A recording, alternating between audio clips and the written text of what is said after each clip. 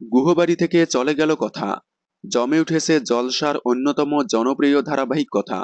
তবে জমে উঠলেও টিআরপিতে একটু পিছিয়ে পড়েছে। ধারাবাহিকে একের পর এক নতুন নতুন ট্রাক নিয়ে আসা হচ্ছে।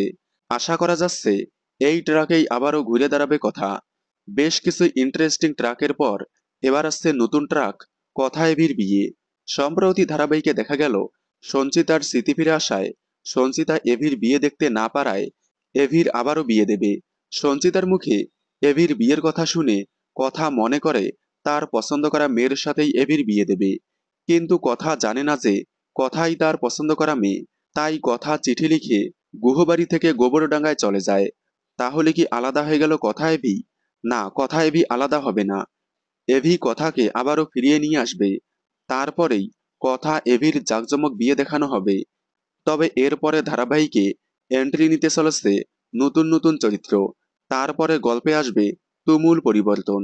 এছাড়াও ধারাবাহিকে এন্ট্রি নিতে চলেছে প্রান্তিকের বোন। তবে কবে আসছে তা এখনো জানা যায়নি। আগামী 2-3 দিনের মধ্যেই প্রোমো সামনে আসছে কথার।